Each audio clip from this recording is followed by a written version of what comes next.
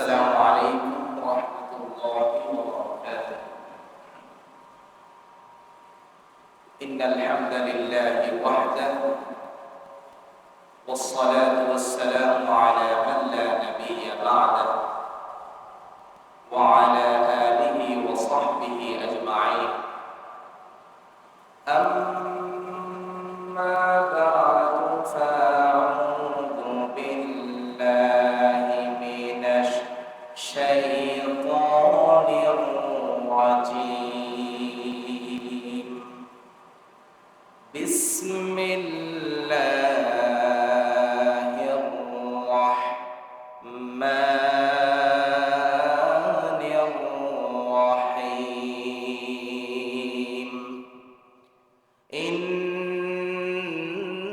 الله وملائكته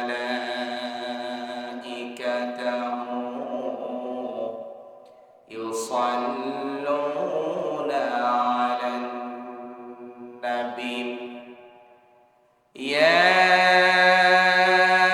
أيها الذين آمنوا صلوا عليه وسلموا تسليما. اللهم صل على سيدنا مولانا محمد وعلى آل سيدنا. بلغ العلا بكماله كشف الدجى بجماله حسنت جميع خصاله. صلوا عليه وآله. محبة تذكركم لا إله إلا الله. لا إله إلا الله. لا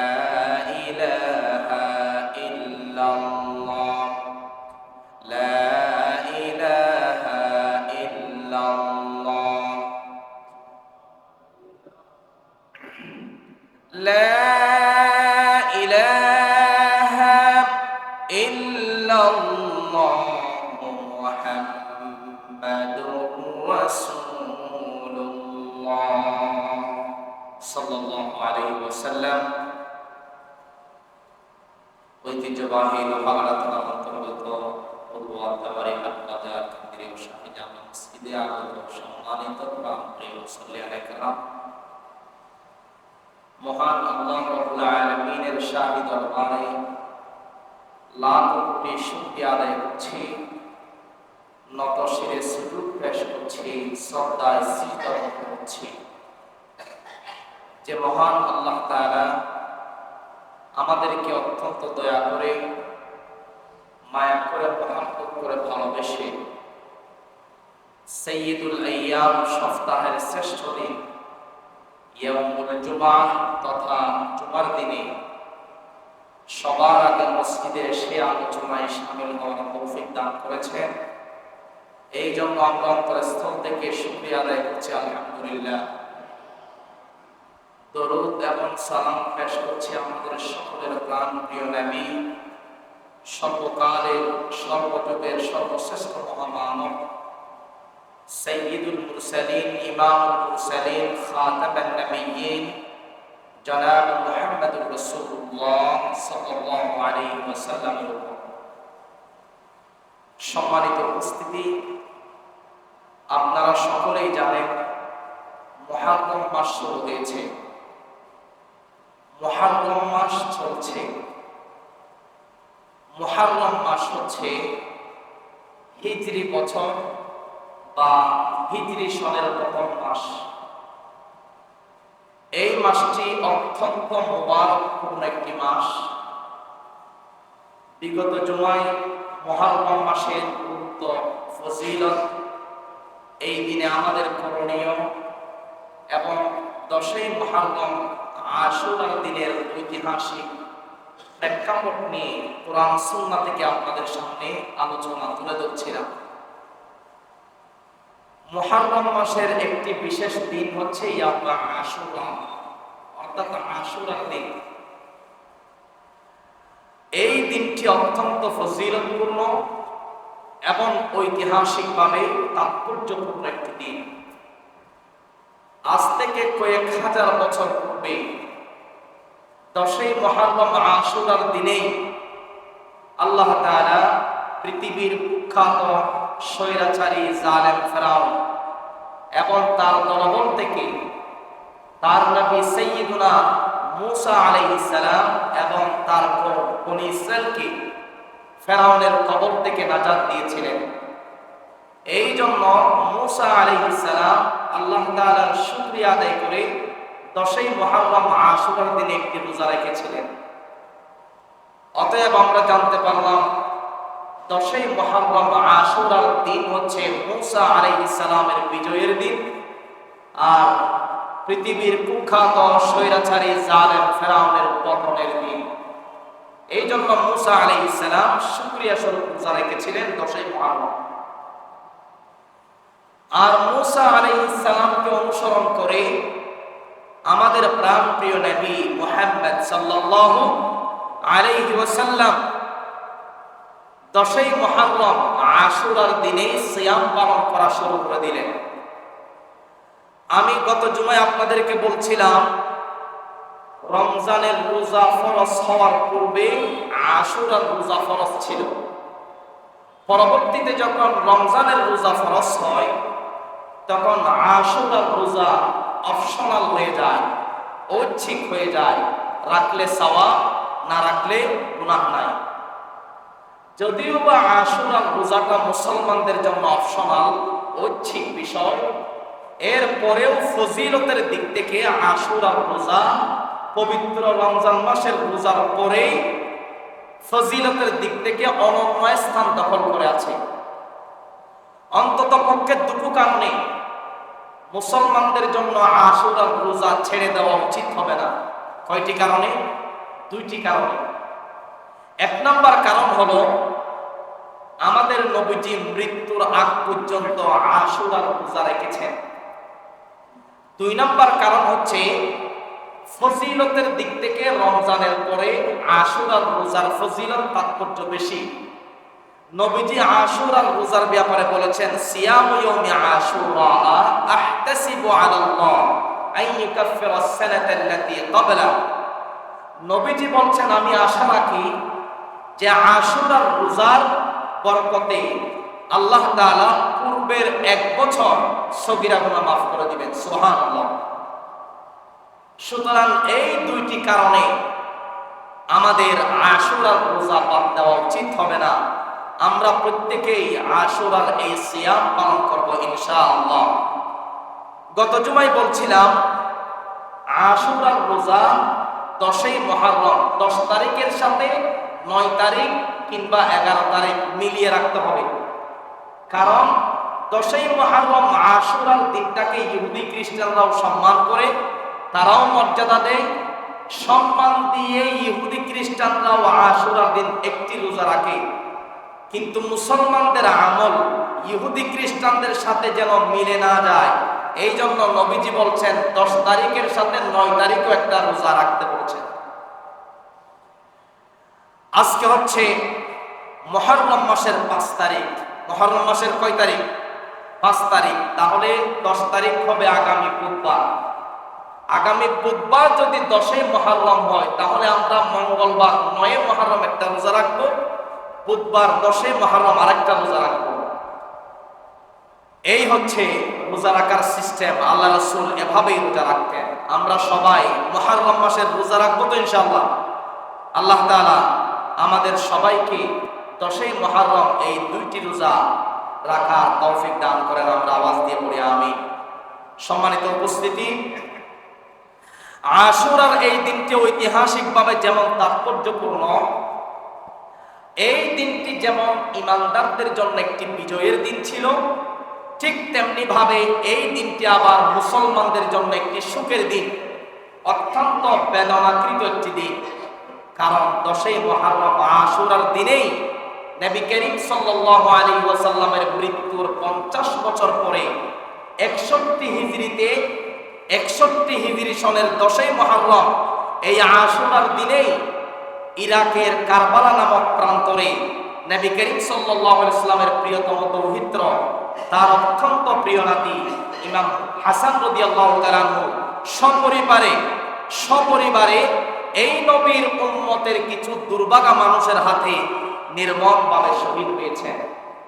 এই জন্য 10ই মুহররম এই আশুরার দিনটি একদিকে যেমন আশুরার কারণে বিখ্যাত, আশুরার কারণে বিজয়ের, আবার 10ই মুহররম আশুরার দিনটি কারবালার কারণে মুসলমানদের জন্য অত্যন্ত সুখের দিন, অত্যন্ত সুকাময় বেদনাকৃত একটি দিন। 10ই মুহররম আশুরার এই দিনে কারবালার প্রান্তরে নবী করিম সাল্লাল্লাহু আলাইহি ওয়াসাল্লামের প্রিয় নাতি হযরত ইমাম হুসাইন রাদিয়াল্লাহু তাআলা আনহু সপরিবারে শহীদ হয়েছিলেন, শাহাদাত বরণ করেছিলেন। কারবালার এই ঘটনাটি ইসলামের ইতিহাসে অত্যন্ত ট্র্যাজেডিপূর্ণ একটি ঘটনা, ইসলামের ইতিহাসে নির্মম একটি ঘটনা। দুঃখজনক হলেও সত্য, কারবালার এই ঘটনাকে কেন্দ্র করে অনেক মিথ্যা, বানোয়াট, ভিত্তিহীন কথা সমাজে প্রচলন হয়েছে, যা অত্যন্ত দুঃখজনক। এমনকি বিষাদ সিন্ধু নামক গ্রন্থ, এছাড়াও আরো বিভিন্ন গল্প, উপন্যাস এবং কারবালার ঘটনাকে মনগড়া ব্যাখ্যা করে মুসলমানদের মাঝে একটি চিরস্থায়ী ফিতনা সৃষ্টি করা হয়েছে, যা অত্যন্ত দুঃখের বিষয়। এই জন্য আমাদের উচিত হবে প্রাচীন ইতিহাস গ্রন্থ নির্ভরযোগ্য বর্ণনার আলোকে কারবালার ইতিহাস জানা। আজকের এই জুমায় আমরা প্রাচীন ইতিহাস গ্রন্থ এবং নির্ভরযোগ্য বর্ণনার আলোকে কারবালার ঘটনা সংঘটিত হওয়ার পূর্বে কি কি প্রেক্ষাপট তৈরি হয়েছিল সেগুলি আমি আপনাদের সামনে তুলে ধরতে চাই ইনশাআল্লাহ, বিইذنিল্লাহ, বিফাদলিল্লাহ। সম্মানিত উপস্থিতি, কারবালার সেই ট্র্যাজেডিপূর্ণ ঘটনা বর্ণনা করার আগে কারবালার ঘটনা ঘটার পূর্ববর্তী সময়ে কিছু প্রেক্ষাপট তৈরি হয়েছিল। সেগুলো কি? মনোযোগ দিয়ে শোনেন। ইতিহাস, সঠিক ইতিহাস আমাদেরকে জানতে হবে। নবী করিম সাল্লাল্লাহু আলাইহি ওয়াসাল্লাম যখন পৃথিবীতে আসলেন, নবী করিম সাল্লাল্লাহু আলাইহি ওয়াসাল্লামের সময়ে তৎকালীন আরবে কোনো রাষ্ট্র ব্যবস্থা ছিল না, অর্থাৎ রাষ্ট্র ব্যবস্থার অধীনে কোনো সমাজ কিংবা রাষ্ট্র পরিচালিত হতো না। যেমন আমাদের বাংলাদেশে একটি রাষ্ট্র ব্যবস্থা আছে না নাই? রাষ্ট্রের মধ্যে একটি আইন আছে, রাষ্ট্র ব্যবস্থা আছে। রাষ্ট্র ব্যবস্থার আলোকে দেশের জনগণ পরিচালিত হয়। রাষ্ট্রের মধ্যে একটি আইন আছে, সেই আইন মতো জনগণ চলবে, না চললে তাকে শাস্তির সম্মুখীন হতে হয়, ঠিক কিনা? কিন্তু নবী করিম সাল্লাল্লাহু আলাইহি ওয়াসাল্লাম যখন পৃথিবীতে এসেছেন, তখন তৎকালীন আরবে কোনো রাষ্ট্র ব্যবস্থা ছিল না, কোনো আইন ছিল না। তখন শাসন ব্যবস্থা ছিল কাবিলা বা গোত্রতান্ত্রিক, বংশতান্ত্রিক শাসন ব্যবস্থা ছিল। তখন ছোট বড় বিভিন্ন কাবিলা ছিল, গোত্র ছিল, বংশ ছিল। প্রত্যেক বংশের একজন প্রধান থাকত, বংশীয় প্রধান, গোত্রের প্রধান। ওই প্রধান যাই বলবে বংশীয় লোকেরা সেভাবেই চলত। ছোট বড় বিভিন্ন বংশ ছিল, প্রত্যেক বংশে এক একজন প্রধান থাকত। সেই প্রধানরা যেভাবেই চালাবে সেভাবেই সমাজ পরিচালিত হয়। তাদের ইচ্ছার বাহিরে যাওয়ার কোনো সুযোগ ছিল না। সেই পুত্রতান্ত্রিক শাসন ব্যবস্থার দুটো দিক ছিল। প্রথমত, বংশের প্রধানরা তাদের ইচ্ছা অনুযায়ী তাদের বংশকে পরিচালিত করত, এখানে আর কেউ কোনো কথা বলার সাহস পেত না। আর দ্বিতীয় দিক হলো, এই বংশের প্রধানদের অধীনে যারা থাকতো তারা আশা আকাঙ্ক্ষার প্রতিফলন সেখানে ঘটার কোনো সুযোগ ছিল না। অর্থাৎ বিষয়টা যেন এমন ছিল যে সেই বংশতান্ত্রিক সমাজের যিনি প্রধান তিনি হলেন সবার রাজা, তিনি হলেন সবার মালিক, আর বাকিরা হলেন তাদের প্রজা। বংশীয় প্রধান যারা, তারা হচ্ছে রাজা আর বাকিরা হচ্ছে তাদের প্রজা। এভাবে সিস্টেম ছিল। পৃথিবীর ইতিহাসে এই পৃথিবীর বুকে সর্বপ্রথম মুহাম্মদ সাল্লাল্লাহু আলাইহি ওয়াসাল্লাম এক অভিনব, এক আধুনিক জনগণতান্ত্রিক পরামর্শ ভিত্তিক রাষ্ট্র ব্যবস্থা প্রবর্তন করলেন, যেখানে রাষ্ট্রপ্রধান যিনি হবেন তিনি জনগণের শাসক হবেন না, বরং রাষ্ট্রপ্রধান ওই রাষ্ট্রের জনগণ কর্তৃক নিয়োগকৃত জনপ্রতিনিধি হয়ে তিনি জনগণের সেবক হিসাবে আবির্ভূত হবেন। অর্থাৎ শাসক না হয়ে তিনি সেবক হয়ে জনগণের সেবা করবেন। এবং নবীজির সেই অভিনব রাষ্ট্র ব্যবস্থার দ্বিতীয় দিক ছিল যে রাষ্ট্রের মালিক ওই রাষ্ট্রপ্রধান না হয়ে বরং এক্ষেত্রে জনগণ রাষ্ট্রপ্রধান যাকে নির্বাচন করবেন সেই রাষ্ট্রপ্রধান হবে। জনগণ কাকে বসাবে কাকে নামাবে এই এখতিয়ার জনগণের থাকবে। অর্থাৎ জনগণের ইচ্ছা অনুযায়ী জনগণের জনপ্রতিনিধি নির্বাচিত হবে এবং জনগণ চাইলে সেই জনপ্রতিনিধিকে আবার ক্ষমতা থেকে নামাতেও পারবে। এমনকি নবী করিম সাল্লাল্লাহু আলাইহি ওয়াসাল্লামের সেই অভিনব রাষ্ট্র ব্যবস্থায় জনগণ জনপ্রতিনিধির সমালোচনা করার সুযোগ পেতেন। অর্থাৎ রাষ্ট্রপ্রধান কোন ভুল করলে জনগণ জনপ্রতিনিধির ওই ভুলের সমালোচনা করতে পারতেন কিংবা সংশোধন করতে পারতেন। সুবহানাল্লাহ পড়েন না। রাষ্ট্রপ্রধান যদি কোনো ভুল করে জনগণের এখতিয়ার আছে, জনগণ সরাসরি রাষ্ট্রপ্রধানের সমালোচনা করতে পারবে, ভুল শুধরিয়ে দিতে পারবে, সংশোধন করে দিতে পারবে। রাষ্ট্রপ্রধান কোনো মাইন্ড করবে না, রাষ্ট্রপ্রধান কোনো কিছু মনে করতেন না। সুবহানাল্লাহ পড়েন। এটাই হচ্ছে গণতন্ত্র, এটি হচ্ছে আসল গণতন্ত্র। যদিও বা এখন পৃথিবীর বহু দেশে গণতন্ত্র গণতন্ত্র বলে চিল্লানো হয়, গণতন্ত্রের শাসক যারা তাদের বিরুদ্ধে কিছু বললেই ফেঁসে যেতে হয়, ঠিক কিনা বলেন? এটা কোন জাতের গণতন্ত্র আমাদের বুঝে আসে না। যে গণতন্ত্রের মানুষ তার নিজের তন্ত্র নিজের মত প্রকাশ করতে পারে না, এটা গণতন্ত্র নয়, বরং এটা স্বৈরতন্ত্র ছাড়া কিছুই হতে পারে না, ঠিক কিনা বলেন? কিসের গণতন্ত্র? এখন কি গণতন্ত্র আছে নাকি? এগুলো তো স্বৈরতন্ত্র। এই গণতন্ত্র প্রতিষ্ঠা করেছিলেন স্বয়ং আমাদের নবীজি আরব রাষ্ট্রে। তখন কোন রাষ্ট্র ব্যবস্থা ছিল না, নবীজি এসেই গণতন্ত্র প্রতিষ্ঠা করলেন। এই পৃথিবীর বুকে সর্বপ্রথম একটি আধুনিক রাষ্ট্র ব্যবস্থার প্রবর্তন করেছেন মুহাম্মদ সাল্লাল্লাহু। যেই রাষ্ট্র ব্যবস্থায় রাষ্ট্রপ্রধানের সরাসরি সমালোচনা করা যেত, রাষ্ট্রপ্রধান ভুল করলে শুধরিয়ে দিয়ে যেত, রাষ্ট্রপ্রধান এই জন্য জনগণকে কোনো ধরনের শাস্তির সম্মুখীন করতেন না, কোনো ধরনের শাস্তির সম্মুখীন করতেন না। চাই আপনি এখন বলেন তো, সরকার এই কাজটা করেছে, যারা সরকারের অধীনে আছে, সরকারি যারা কাজ করে তাদের এমপি মন্ত্রী নেতা নেত্রীর বিরুদ্ধে আপনি বলেন তো সরকার এই কাজটা ভুল করেছে, আপনাকে গ্রেফতার করে নিয়ে যাবে, গুম করে ফেলবে, ঠিক কিনা বলেন? কিন্তু রসুলের যুগে প্রধান রাষ্ট্রপ্রধান কোন ভুল করলে জনগণ সরাসরি দোকানে যে কোনো জায়গায় সমালোচনা করতে পারত সরকারের। সরকার যাতে করে ওই কাজটা শুনে সংশোধন হয় এটা মাইন্ডে নিতেন না, এর জন্য কোনো শাস্তি প্রয়োগ করতেন না, বরং সরকার আরো খুশি হতেন। সুবহানাল্লাহ পড়েন। আমরা এখন কত আইন বানিয়েছি, সবকিছু তো এখন বলাও যায় না। আরেক মুশকিল, এখন সোশ্যাল মিডিয়ার যুগ, আপনি কিছুই বলতে পারবেন না, সঠিক কথা আপনি তুলে ধরতে পারবেন না। আইন কানুন, বহু ধরনের আইন কানুন এখন তারা বানিয়েছে। তো এইরকম একটি অভিনব আধুনিক রাষ্ট্র ব্যবস্থা নবীজি প্রবর্তন করলেন, আর সেই রাষ্ট্র ব্যবস্থার প্র্যাকটিক্যাল রূপ পৃথিবীতে দিয়ে গেলেন নবীজি। আল্লাহু আকবার বলেন। সম্মানিত উপস্থিতি, নবী করিম সাল্লাল্লাহু আলাইহি ওয়াসাল্লাম মৃত্যুর পূর্বে, আমাদের নবীজি এই পৃথিবী থেকে চলে যাওয়ার পূর্বে রাষ্ট্রের খলিফাকে হবেন কাউকে মনোনয়ন দিয়ে যাননি, নির্বাচিত করে যাননি। আচ্ছা, আমাদের নবীজি যদি মৃত্যুর পূর্বে কাউকে রাষ্ট্রের খলিফা, রাষ্ট্রের শাসক মনোনয়ন দিয়ে যেতেন, নির্বাচিত করে যেতেন, তখন কেউ কি কোনো আপত্তি করত? আপত্তি করত না, কেউ দ্বিমত পোষণ করতেন না। সবাই নবীজির এই মনোনয়ন বিষয়টা মেনে নিতেন, সবাই ধারণ করতেন, কেউ আপত্তি করত না।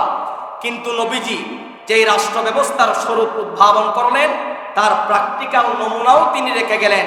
এই জন্য তিনি আর কাউকে মনোনয়ন দিয়ে যাননি। নবীজি মৃত্যুবরণ করলেন। মৃত্যুবরণ করার পরে সাহাবায়ে কেরাম পরামর্শ করলেন রাষ্ট্রের খলিফা কে হবেন। সাহাবায়ে কেরাম 3 দিন পর্যন্ত সাকিফা নামক স্থানে একত্রিত হয়ে পরামর্শ করলেন রাষ্ট্রের শাসক কে হবেন। এক পর্যায়ে তারা পরামর্শ করে রাষ্ট্রের শাসক হিসাবে নির্বাচন করলেন সাইয়্যিদুনা আবু বকর সিদ্দিক রাদিয়াল্লাহু তাআলা আনহুকে। এবার আবু বকর সিদ্দিক রাদিয়াল্লাহু তাআলা আনহু রাষ্ট্রের খলিফা হিসাবে নির্বাচিত হলেন এবং রাষ্ট্রের সবাই আবু বকরের কাছে এসে বায়াত সম্পন্ন করল এবং আবু বকর রাদিয়াল্লাহু তাআলা আনহু অত্যন্ত সফলভাবে 11 থেকে 13 হিজরি পর্যন্ত রাষ্ট্রের খেলাফতের দায়িত্ব পালন করলেন। আবু বকর রাদিয়াল্লাহু তাআলা আনহু তার খেলাফতের দায়িত্ব পালনকালীন সময়ে তিনি সিনিয়র সাহাবীদের সাথে পরামর্শ করে পরবর্তী রাষ্ট্রের শাসক কে হবেন এটা নির্বাচন করলেন সাইয়্যিদুনা ওমর রাদিয়াল্লাহু তাআলা আনহুকে। জনগণের সঙ্গে পরামর্শ করেই ওমর রাদিয়াল্লাহু তাআলা আনহুকে পরবর্তী শাসক হিসাবে নির্বাচন করলেন, মনোনয়ন দিয়ে গেলেন। আবু বকর রাদিয়াল্লাহু তাআলা আনহু যখন মৃত্যুবরণ করলেন, মৃত্যুর পরে সাইয়্যিদুনা ওমর রাদিয়াল্লাহু তাআলা আনহু এবার রাষ্ট্রের খলিফা, রাষ্ট্রের শাসক। এবার রাষ্ট্রের জনগণ ওমরের হাতে এসে বায়াত সম্পন্ন করল। ওমর রাদিয়াল্লাহু তাআলা আনহুর সময়ে ইসলামী রাষ্ট্রের সীমানা ব্যাপকভাবে বিস্তৃত হয়ে গেল। এক দেশ থেকে আরেক দেশে ইসলাম চলে যেতে লাগলো, ইসলামিক নবদিগন্ত সূচনা হলো। সাইয়্যিদুনা ওমর রাদিয়াল্লাহু তাআলা আনহু 13 হিজরি থেকে 23 হিজরি পর্যন্ত অত্যন্ত সফলতার সাথে রাষ্ট্রের খেলাফতের দায়িত্ব পালন করলেন। ওমর রাদিয়াল্লাহু তাআলা আনহু মৃত্যুর পূর্বে 6 জন সদস্য বিশিষ্ট একটি মনোনয়ন বোর্ড গঠন করলেন, একটি কমিটি গঠন করলেন। 6 জন সদস্য বিশিষ্ট ওই 6 জন বিশিষ্ট সদস্যরা ওই কমিটি থেকে সিদ্ধান্ত হবে পরবর্তীতে কে রাষ্ট্রের খলিফা হবে। এক পর্যায়ে ওমর রাদিয়াল্লাহু তাআলা আনহু ইন্তিকাল করলেন। ওমর রাদিয়াল্লাহু তাআলা আনহু মৃত্যুবরণ করার পরে ওই 6 সদস্য বিশিষ্ট মনোনয়ন বোর্ড, মনোনয়ন কমিটি তারা এবার পরামর্শ করলো পরবর্তী শাসক কে হবে। তারা জনগণ থেকে পরামর্শ নিয়ে সাইয়্যিদুনা উসমান রাদিয়াল্লাহু তাআলা আনহুকে রাষ্ট্রের খলিফা হিসাবে নির্বাচন করলেন। সুবহানাল্লাহ। ওমর রাদিয়াল্লাহু তাআলা আনহু রাষ্ট্রের খলিফা হলেন। রাষ্ট্রের খলিফা হওয়ার পর রাষ্ট্রের সবাই ওমরের হাতে এসে বায়াত সম্পন্ন করলো। ওমর উসমান রাদিয়াল্লাহু তাআলা আনহু এখন রাষ্ট্রের খলিফা 3 নম্বরে। উসমান রাদিয়াল্লাহু তাআলা আনহু যখন রাষ্ট্রের শাসক হলেন, এবার দেখা গেল কিছু বিদ্রোহী তার বিরুদ্ধে মিথ্যা অপবাদ আরোপ করলো। এমনকি জিলকত মাসে উসমান রাদিয়াল্লাহু তাআলা আনহুকে তারা অবরোধ করলো। সেই সময় মদিনার অসংখ্য সাহাবী মক্কায় চলে গিয়েছিলেন হজের উদ্দেশ্যে। এই সুযোগে ওই বিদ্রোহীরা উসমানকে ঘেরাও করলো। যেহেতু মক্কা মদিনায় অধিকাংশ সাহাবী নাই, হজে চলে গিয়েছে, এই সুযোগটা আমরা কাজে লাগাই। তখন এক পর্যায়ে উসমানের বাড়ি পর্যন্ত তারা অবরোধ করলো, ঘিরে ফেললো। মদিনায় যারা অবশিষ্ট সাহাবী ছিলেন তারা বলছেন, আমিরুল মুমিনিন ওগো উসমান, আপনি যদি আমাদেরকে আদেশ দেন এই বিদ্রোহীদেরকে আমরা হত্যা করব, তাদেরকে আমরা মেরে ফেলব। তখন উসমান রাদিয়াল্লাহু তাআলা আনহু বলছেন, না, আমি হত্যার আদেশ দিয়ে মুসলমানদের মধ্যে রক্ত ঝরাতে চাই না, বরং তোমরা একটা কাজ করতে পারো, যারা বিদ্রোহী তাদেরকে তোমরা বুঝাও যে তোমরা যা করছো অন্যায় করছো, তোমরা যা বলছো মিথ্যা বলছো, তোমরা এই অন্যায় কাজ থেকে ফিরে আসো, তোমরা তাদেরকে বুঝাও, আমি হত্যার আদেশ দিতে পারি না। এখন এই বিদ্রোহীরা চিন্তা করলো, এখন যেহেতু অনেক সাহাবী হজে চলে গিয়েছে, এই সুযোগে যদি আমরা উসমানকে হত্যা না করি তাহলে আমাদের বিশাল একটা সুযোগ হাতছাড়া হয়ে যাবে। মোট 14 জন বিদ্রোহী দেয়াল টপকে উসমান রাদিয়াল্লাহু তাআলা আনহুর বাড়িতে প্রবেশ করলো। তারা উসমানের বাড়ি ঘেরাও করলো এবং এক পর্যায়ে হযরত উসমানকে তারা নির্মমভাবে শহীদ করে দিল। 40 হিজরিতে উসমান রাদিয়াল্লাহু তাআলা আনহুর খেলাফত শেষ হলো। তার খেলাফতের পর সাহাবায়ে কেরাম রিদওয়ানুল্লাহি তাআলা আলাইহিম আজমাইন পরামর্শ করে এবার রাষ্ট্রের শাসক কে নির্বাচিত হবেন তারা পরামর্শ করলেন। এক পর্যায়ে তারা হযরতে আলী রাদিয়াল্লাহু তাআলা আনহুকে রাষ্ট্রের খেলাফত হিসাবে, রাষ্ট্রের খলিফা হিসাবে, রাষ্ট্রের শাসক হিসাবে তারা নির্বাচন করলেন। হযরতে আলী ইসলামের চতুর্থ খলিফা, তিনি যখন রাষ্ট্রের শাসক তখন আমির মুআবিয়া রাষ্ট্রের গভর্নর ছিলেন। কি ছিলেন? গভর্নর, সিনিয়র গভর্নর ছিলেন। আবার উসমান রাদিয়াল্লাহু তাআলা আনহু হযরতে মুআবিয়ার বংশের লোক ছিলেন। এই জন্য মুআবিয়া রাদিয়াল্লাহু তাআলা আনহু রাসূল করিম সাল্লাল্লাহু আলাইহি ওয়াসাল্লামের একজন জলিলুল কদর প্রিয় সাহাবী ছিলেন। কিন্তু মুআবিয়া হযরতে আলীর হাতে বায়াত গ্রহণ করেন নাই। সিরিয়াবাসীরাও আলীর হাতে বায়াত গ্রহণ করেন নাই। কারণ মুআবিয়া বলছিলেন, ওগো আলী, আপনি যেহেতু রাষ্ট্রের খলিফা, শাসক, আপনি উসমান হত্যার বিচার করেন, যেহেতু উসমান মুআবিয়ার বংশের লোক। এই জন্য মুআবিয়া রাদিয়াল্লাহু তাআলা আনহু উসমানের হত্যার বিচার চেয়েছিলেন। ওগো আলী, আপনি যতক্ষণ পর্যন্ত উসমান হত্যার বিচার করবেন না ততক্ষণ পর্যন্ত আমি আপনার হাতে বায়াত গ্রহণ করব না। আর সিরিয়ার লোকেরাও আলীর হাতে বায়াত গ্রহণ করল না। তখন অনেকেই বলে থাকেন যে মুআবিয়া রাদিয়াল্লাহু তাআলা আনহু হযরত আলীর বিরোধী ছিলেন, কিংবা মুআবিয়ার রাষ্ট্রের শাসক হওয়ার আগ্রহ ছিলেন। কিন্তু এটা সত্য নয়। সত্য হচ্ছে মুআবিয়া রাদিয়াল্লাহু তাআলা আনহুকে একবার প্রশ্ন করা হয়েছিল, আপনি কি রাষ্ট্রের খলিফা হওয়ার জন্য আগ্রহী নাকি? তখন মুআবিয়া বলেছিলেন, আল্লাহর কসম, আমি রাষ্ট্রের খলিফা হওয়ার জন্য আগ্রহী নয়, বরং আমার চেয়ে রাষ্ট্রের খলিফা হওয়ার জন্য যোগ্যতা চতুর্দিকে আলীর বেশি, তিনি হবেন। আমি জাস্ট শুধু উসমান হত্যার বিচার চেয়েছিলাম, আর কিছুই না। আলী রাদিয়াল্লাহু তাআলা আনহু রাজনৈতিকভাবে অত্যন্ত বিচক্ষণ ব্যক্তি ছিলেন। হযরতে আলী রাদিয়াল্লাহু তাআলা আনহু মুআবিয়া রাদিয়াল্লাহু তাআলা আনহুকে বললেন, দেখুন, এই মুহূর্তে রাষ্ট্রের মধ্যে বিশৃঙ্খলা বিরাজমান। যারা উসমানকে হত্যা করেছে তারা রাষ্ট্রের বিভিন্ন সৈন্য পদের মধ্যে ছড়িয়ে ছিটিয়ে আছে। যারা উসমানকে হত্যা করেছে তারা রাষ্ট্রের বিভিন্ন পদের মধ্যে আসীন আছে। এমত অবস্থায় আমাদের আগে উচিত হবে যে রাষ্ট্রের মুসলমানদেরকে ঐক্যবদ্ধ করে একটি রাষ্ট্রের বিশৃঙ্খলা দূর করা, ভারসাম্যহীনতা দূর করে রাষ্ট্র একটি ভারসাম্যপূর্ণ একটি স্থিতিশীল পরিবেশ আগে রাষ্ট্রের ভিতরে তৈরি করা। এরপরে আমরা উসমান হত্যার বিচার করব। ইতিহাসের মধ্যে এসেছে এই কথাটা আমির মুআবিয়া মানলেন না। দুইজনের মধ্যে মতবিরোধ তৈরি হলো। আমির মুআবিয়া এবং আলী, এই দুইজনের মধ্যে মতবিরোধ তৈরি হলো। এই মতবিরোধ এক পর্যায়ে যুদ্ধ পর্যন্ত গিয়ে পৌঁছল। সিফফিন নামক প্রান্তরে দুই বাহিনীর সম্মুখীন হয়ে গেল, যেটাকে ইসলামের ইতিহাসে সিফফিনের যুদ্ধ বলা হয়। হযরত আলী রাদিয়াল্লাহু তাআলা আনহুর একটি বাহিনী, মুআবিয়ার একটি বাহিনী একত্রিত হয়ে গেল যুদ্ধের জন্য। যাই হোক, অবশেষে উভয়ের মধ্যে একটি সমাধান হলো, একটি সন্ধি হলো। এই সমস্যার সমাধান করে ফেলল। হযরত আলী রাদিয়াল্লাহু তাআলা আনহু রাষ্ট্রের খলিফা হিসেবে থাকলেন।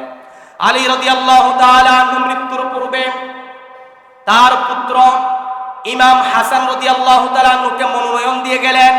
অবশেষে এক পর্যায়ে সাইয়্যিদুনা আলী রাদিয়াল্লাহু তাআলা আনহুকে শহীদ করে দেওয়া হলো।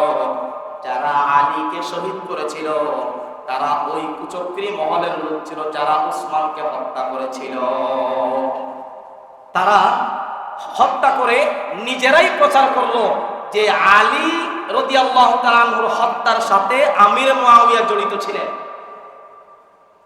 কিন্তু হত্যা করেছে কারা? যারা উসমানকে হত্যা করেছিল তারাই হত্যা করেছে আলীকে। হত্যা করে প্রচার করলো মুআবিয়া আলী রাদিয়াল্লাহু তাআলা আনহুর হত্যার সাথে জড়িত আছে। কারণ তারা জানে যে আমির মুআবিয়া এবং আলী এই দুইজনের মধ্যে রাজনৈতিকভাবে কিছুটা বিরোধ ছিল, বিদায় তারা এই প্রচারটা শুরু করে দিল। এবং আশেপাশের লোকেরাও এই কথার প্ররোচনায় হাসান রাদিয়াল্লাহু তাআলা আনহুর আশপাশে যারা ছিল তারা আবার যুদ্ধের জন্য প্রস্তুত হয়ে গেলেন।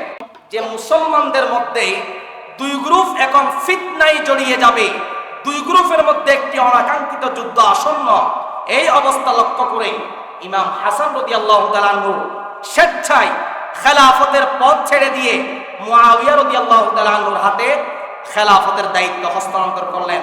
আর এটি ছিল নবী করিম সাল্লাল্লাহু আলাইহি ওয়াসাল্লামের ভবিষ্যৎবাণীর বাস্তবায়ন। সুবহানাল্লাহ পড়েন। কারণ বিশ্বনবী সাল্লাল্লাহু আলাইহি ওয়াসাল্লাম তার প্রিয়তম নাতি হাসানের ব্যাপারে ভবিষ্যৎবাণী করেছিলেন। একবার নবী করিম সাল্লাল্লাহু আলাইহি ওয়াসাল্লাম জুমার দিনে মিম্বরে খুতবা দিচ্ছিলেন, তখন হাসান রাদিয়াল্লাহু তাআলা আনহু সামনে ছোটাছুটি করছিলেন, দৌড়াদৌড়ি করছেন। নবী করিম সাল্লাল্লাহু আলাইহি ওয়াসাল্লাম সাহাবীদেরকে লক্ষ্য করে বললেন, ইন্না ইবনি হাদা সাইয়্যিদ ওয়া লাআল্লাল্লাহু আন ইউসলিহা বিহি বাইনা ফিআতাইনি আযীমাতাইনি মিনাল মুসলিমিন। ওগো আমার সাহাবায়ে কেরাম, নিঃসন্দেহে আমার এই নাতি হাসান একদিন সৈয়দ হবে, একদিন নেতা হবে, এবং আমার এই নাতির মাধ্যমে একদিন মুসলমানদের বিভক্তম দুটি দলের মধ্যে মীমাংসা হবে। সুবহানাল্লাহ পড়েন। নবীজির সেই ভবিষ্যৎবাণীর বাস্তবায়ন দেখা গেল সত্যি সত্যি হয়েছে। হাসান রাদিয়াল্লাহু তাআলা তিনি চেয়েছিলেন যে মুসলমানদের দুই গ্রুপের মধ্যে যেন যুদ্ধ করে ক্ষতিগ্রস্ত না হয়, এই জন্য ফিতনা থেকে মুসলমানদেরকে রক্ষা করার জন্য ইমাম হাসান রাদিয়াল্লাহু তাআলা স্বেচ্ছায় খেলাফতের পদ থেকে অব্যাহত দিয়ে আমিরে মুআবিয়া রাদিয়াল্লাহু তাআলা হাতে রাষ্ট্রের খেলাফতের দায়িত্বটা হস্তান্তর করে দিলেন। আমিরে মুআবিয়া একটানা 20 বছর পর্যন্ত খেলাফতের দায়িত্ব পালন করলেন সফল ও সুন্দরভাবে।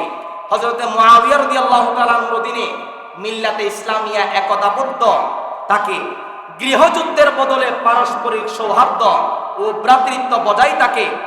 মুআবিয়া রাদিয়াল্লাহু তাআলা যখন এক পর্যায়ে বৃদ্ধ বয়সে উপনীত হলেন, তখন তিনি চিন্তা করলেন, হাইরে আমি যদি মারা যাই, আমার মৃত্যুর পরে আবার এই খেলাফতের দায়িত্ব নিয়ে কে খেলাফতের দায়িত্ব হবেন, কে রাষ্ট্রের শাসক হবেন, এটা নিয়ে আবার যুদ্ধ হতে পারে। এই জন্য কোন একটা কিছু আমাকে করে যেতে হবে। তাছাড়া রাষ্ট্রের বর্তমান খলিফা ছিলেন বনি উমাইয়াদের অধীনে, বনি উমাইয়াদের অধীনে ইসলামী রাষ্ট্রের দায়িত্ব ছিলেন।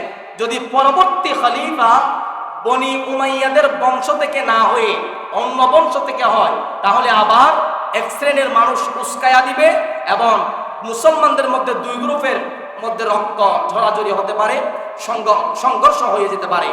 এই আশঙ্কা আমির মুআবিয়া করছিলেন। কিন্তু আমির মুআবিয়া যা যা আশঙ্কা করছিলেন, মনে করছিলেন, পরবর্তীতে তা অক্ষরে অক্ষরে বাস্তবায়িত হয়েছে। আব্দুল্লাহ বিন জুবাইর রাদিয়াল্লাহু তাআলা যখন রাষ্ট্রের খলিফা হলেন, তখন সবাই মেনে নিলেও বনু উমাইয়ারা মেনে নিতে পারলেন না, তাদের বংশ থেকে রাষ্ট্রের খলিফা না হওয়ার কারণে তার হাতে কেউ আর বায়াত গ্রহণ করল না। হযরত মুআবিয়া রাদিয়াল্লাহু তাআলা আনহু মৃত্যুর পূর্বে পরবর্তী খলিফা কে হবেন, ইসলামী রাষ্ট্রের স্থিতিশীলতার জন্য খুবই একজন খলিফা নির্বাচন করাকে তিনি আবশ্যক মনে করলেন। আমির মুআবিয়া চিন্তা করলেন, আমি মৃত্যুবরণ করার পূর্বে এমন একজন রাষ্ট্রের খলিফা নির্বাচন করব, যে এই রাষ্ট্রের মধ্যে রাষ্ট্র থেকে বিশৃঙ্খলা দূর করবে, রাষ্ট্রকে একটি ভারসাম্যহীনতা দূর করে ভারসাম্যপূর্ণ এবং স্থিতিশীল পরিবেশ রাষ্ট্রের ভিতরে তৈরি করবে। তিনি এই জন্য একজন রাষ্ট্রের খলিফা তিনি নির্বাচন করা আবশ্যক মনে করলেন। সম্মানিত উপস্থিতি, তিনি যে চিন্তা করেছিলেন, এক পর্যায়ে হযরতে মুআবিয়া রাদিয়াল্লাহু তাআলা তার ছেলে ইয়াজিদকে পরবর্তী খলিফা নির্ধারণ করেছেন। তার এই সিদ্ধান্তের উপর তৎকালীন অসংখ্য সাহাবী একমত ছিলেন, বনু উমাইয়ারাও একমত ছিলেন। কিন্তু হযরত হুসাইন, আব্দুল্লাহ বিন জুবাইর, আব্দুল্লাহ বিন উমর, আব্দুর রহমান ইবনে আবু বকর, এরকম প্রথম সারির যোগ্যতা সম্পন্ন অনেক সাহাবী ছিলেন, যারা ইয়েজিদের তুলনায়, ইয়েজিদের চাইতেও বেশি পরহেজগারিতা, তাকওয়ার দিক দিয়ে, বয়সের দিক দিয়ে, বিচক্ষণতার দিক দিয়ে ইয়েজিদের চাইতেও এই বড় বড় সাহাবীদের মর্যাদা বেশি। কিন্তু আমির মুআবিয়া ইয়াজিদকে খলিফা হিসাবে নির্বাচন করলেন। সে সময় মক্কা মদিনায় হযরত হুসাইন রাদিয়াল্লাহু তাআলা, আব্দুল্লাহ বিন জুবাইর, আব্দুল্লাহ বিন উমর, আব্দুর রহমান ইবনে আবু বকর, আব্দুল্লাহ ইবনে আব্বাস সহ বড় বড় সাহাবায়ে কেরাম ইয়াজিদকে পরবর্তী খলিফা নির্ধারণ করাকে বিরোধিতা করলেন। পরবর্তী খলিফা ইয়াজিদকে ঘোষণা করার পর এবার হযরত আমির মুআবিয়া জুমার খুতবায় একদিন দোয়া করলেন। কি দোয়া করলেন? এটা আল বিদায়া ওয়ান নিহায়া নামক একটি গ্রন্থ আছে, সেখানে এসেছে। মুআবিয়া দোয়া করেছিলেন, আল্লাহুম্মা ইন কুনতা তা'লামু ইন্নী ওয়াল্লাইতুহু লিআন্নাহু ফীমা আরাহু আহলা লিযালিক ফাআতমিম লাহু মা ওয়াল্লাইতু। অর্থাৎ আমির মুআবিয়া দোয়া করেছিলেন, ওগো আল্লাহ, আমি রাষ্ট্রের খলিফা হিসাবে আমার ছেলে ইয়াজিদকে দায়িত্ব দিচ্ছি, আপনি যদি ভালো মনে করেন আপনি এই খেলাফতের দায়িত্ব পূর্ণ করবেন, আর যদি আপনি ভালো মনে না করেন তাহলে খেলাফতের দায়িত্ব অপূর্ণতা রাখবেন। আমির মুআবিয়া জুমার দিন দোয়া করেছেন। তাছাড়া হযরত মুআবিয়া রাদিয়াল্লাহু তাআলা তার পুত্র ইয়াজিদকে রাষ্ট্রের খেলাফত দেওয়ার পূর্বে কিছু ওসিয়ত করেছিলেন, উপদেশ দিয়েছিলেন। সেই উপদেশগুলো হচ্ছে, এক নাম্বার উপদেশ হচ্ছে আল্লাহকে ভয় করো। আমি তোমার জন্য খিলাফতকে নির্ধারণ করলাম, তোমাকে রাষ্ট্রের খলিফা হিসাবে নির্বাচন করলাম, এই দায়িত্ব তোমার উপর অর্পণ করলাম, তুমি সব সময় আল্লাহকে ভয় করবে। মুআবিয়া তার ছেলে ইয়াজিদকে বলেছিল। 2 নাম্বার, যদি ভালোভাবে থাকো তাহলে এটা আমার জন্য সৌভাগ্য, তোমার জন্য সৌভাগ্য। যদি ভালোভাবে রাষ্ট্র পরিচালনা না করো, জুলুম আর নির্যাতন করো, তাহলে তোমার জন্য এটা দুর্ভাগ্যের কারণ হবে। নাম্বার 3 নাম্বার হচ্ছে লোকদের সাথে নম্র আচরণ করবে। নাম্বার 4, তোমার ব্যাপারে কোনো সমালোচনা ও নিন্দাবাদ শুনলে তা উপেক্ষা করে চলবে, কোনো প্রতিশোধ কিংবা রাগ করবে না। 5 নাম্বার হচ্ছে বড় ও আভিজাত ব্যক্তিদের সাথে কটুরতা করবে না, তাদের সম্মানহানি থেকে নিজেকে দূরে রাখবে, তাদেরকে নিজের নিকটস্থ রাখবে। নাম্বার 6 নম্বর হচ্ছে যখনই কোনো গুরুত্বপূর্ণ বিষয় আসবে তখন মুরব্বী, অভিজ্ঞ, নেক ও পরহেজগার ব্যক্তিদের সাথে পরামর্শ করে তাদের সিদ্ধান্তের বিরোধিতা করবে না, পরামর্শ ভিত্তিক তুমি রাষ্ট্রের কাজ করবে। 7 নম্বর হচ্ছে নিজের সিদ্ধান্তে কখনো একগুয়ামি করবে না, কারণ এক ব্রেনে আসা বিষয় সঠিক হয় না। নাম্বার 8 নম্বর হচ্ছে নিজের নফসের ইসলাহে সচেতন থাকবে, লোকেরাও তোমার সাথে ভালো ব্যবহার করবে।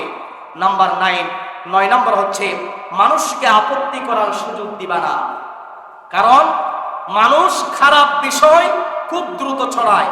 10 নম্বর হচ্ছে তুমি জামাতের সাথে নামাজ পড়বে। কয়টি ওসিয়ত করেছিলেন? 10টি। কয়টি?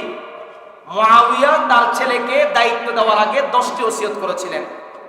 সম্মানিত উপস্থিতি, আমির মুআবিয়া তার পুত্র ইয়াজিদকে রাষ্ট্রের খেলাফত দেওয়ার পূর্বে এই 10টি উপদেশ দিয়েছিলেন। যদি এই নসিহতগুলো, উপদেশগুলো তুমি আমল করো তাহলে লোকেরা তাদের উপর তোমার হক বুঝতে পারবে, সেই সাথে তোমার শাসন আরো শক্তিশালী হবে।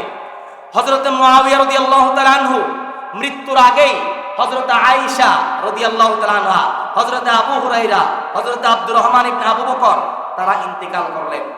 মুআবিয়া রাসূল করিম সাল্লাল্লাহু আলাইহি ওয়াসাল্লামের একজন জলিলুল কদর ওয়াহী লেখক সাহাবী ছিলেন, তিনি রাসূলের আশিক ছিলেন। এই জন্য তিনি মৃত্যুর পূর্বে পরিবারকে বলেছিলেন যে আল্লাহ রাসূল আমাকে একটি জামা মুবারক পরিধান করে দিয়েছিলেন, আমি সেটা খুলে আমি সেটা সুন্দরভাবে হেফাজতে রেখে দিয়েছিলাম, এবং আমি একবার নবীজির হাতের নখ কেটে দিয়েছিলাম, নখগুলো আমি একটা সীসার মধ্যে আবদ্ধ করে রেখেছিলাম। আমার যখন মৃত্যু হবে তখন কাফন হিসাবে নবীজির জামা মুবারক আমার গায়ের মধ্যে পরিধান করিয়ে দিবে, এবং নবীজির ওই নখগুলো পিষিয়ে আমার কাফনের উপর ছড়িয়ে ছিটিয়ে দিবে। এর মাধ্যমে হয়তো আমার কাছে আল্লাহর পক্ষ থেকে রহমত আসতে পারে। সুবহানাল্লাহ পড়েন। মুআবিয়া রাদিয়াল্লাহু তাআলা মৃত্যুর পূর্বে তার অর্ধেক সম্পদ বাইতুল মালে জমা করে দিয়েছেন, কারণ শাসনকালীন সময়ে হয়তো বাইতুল মাল সরকারি সম্পদ, হয়তো একটু এদিক সেদিক হতে পারে, সেই বিধায় তার অর্ধেক সম্পদ বাইতুল মাল সরকারি কোষাগারে জমা করে দিয়েছেন, যাতে করে সরকারি মাল যদি সে শাসন অবস্থায় এদিক সেদিক নড়াচড়া হয় তা পূর্ণতা হয়ে যায়। মুআবিয়া রাদিয়াল্লাহু তাআলা আনহু শেষ মুহূর্তে পরিবারের সদস্যদেরকে বললেন, মহান আল্লাহকে সর্বদা ভয় করো। আল্লাহ তাআলা কোরআনে প্রায় জায়গায় মুমিনদেরকে বলেন ইত্তাকুল্লাহ, আল্লাহকে ভয় করো। নবীজিও বলেন আল্লাহকে ভয় করো, এটাই হচ্ছে তাকওয়া। যদি আল্লাহর ভয় অন্তরে থাকে তাহলে সে আর কোনো ধরনের অন্যায় কাজ করতে পারে না। এই জন্য সব সময় তিনি পরিবারকে বলতেন, মৃত্যুর আগেও বলেছিলেন ইত্তাকুল্লাহ, কাকে ভয় করো? আল্লাহকে ভয় করো। যে ব্যক্তি আল্লাহকে ভয় পায় আল্লাহ তাআলা তাকে হেফাজত করবে, আর যে আল্লাহকে ভয় পায় না তাকে পৃথিবীর কেউ রক্ষা করতে পারে না। এই কথা বলার কিছুক্ষণ পরে আমির মুআবিয়া রাদিয়াল্লাহু তাআলা আনহু আল্লাহর ডাকে সাড়া দিয়েছেন, মৃত্যুবরণ করলেন। হযরত মুআবিয়া রাদিয়াল্লাহু তাআলা আনহু 20 বছর গভর্নর এবং 20 বছর খিলাফতের দায়িত্ব পালন করলেন। রাষ্ট্রের গভর্নর ছিলেন 20 বছর, আবার রাষ্ট্রের শাসক ছিলেন 20 বছর, মোট কয় বছর? 40 বছর রাষ্ট্রের দায়িত্ব পালন করেছেন অত্যন্ত সুন্দরভাবে, সফলভাবে, বিশুদ্ধ বক্তব্য অনুপাতে। 60 হিজরির 4 রজব তিনি ইন্তেকাল করলেন। সম্মানিত উপস্থিতি, অনেকেই সাহাবাদের ব্যাপারে সমালোচনা করে আমাদের দেশে, সাহাবাদের চাইতেও বেশি বুঝতে চায়, এরকম অনেকে আছে না নাই? সাহাবাদের চাইতেও বেশি বুঝতে চায়, আল্লাহর ওলিদের চাইতেও সে বেশি বুঝতে চায়, এত এলম তার মধ্যে গট গট করছে। এলম সাহাবারা সন্তের মাপকাঠি কিনা বলেন? সাহাবারা যাই বলে তাই সঠিক, যাই বলে তাই ইসলাম। আমির মুআবিয়া সাহাবায়ে কেরামদের ব্যাপারে সমালোচনা করা দুর্ভাগ্য ছাড়া আর কিছুই নয়। নবীজি বলছেন আসহাবি কান নুজুম, আমার সাহাবীগণ আকাশের নক্ষত্র রাজির মতো। সুবহানাল্লাহ পড়েন। সাহাবায়ে কেরামের ধুলাবালির সমান হবে না কেউ পৃথিবীতে। যত ওলি আসো, যত বড় বড় এলমওয়ালা আসো, কেউ সাহাবায়ে কেরামের ধুলার সমপরিমাণ হবে না। সেখানে সাহাবায়ে কেরামের সমালোচনা করে, তাদের মধ্যে নির্লজ্জতা নাই।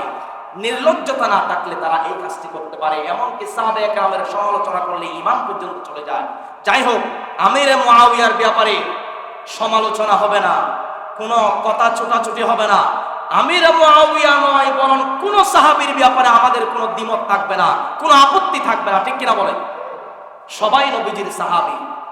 যাই হোক, আমি একেবারে শুরু থেকে ইসলামের ইতিহাসের নবীজি আসার পর থেকে শাসন ব্যবস্থা কিভাবে হলো, একেবারে শুরু থেকে আমির মুআবিয়া পর্যন্ত আসলাম।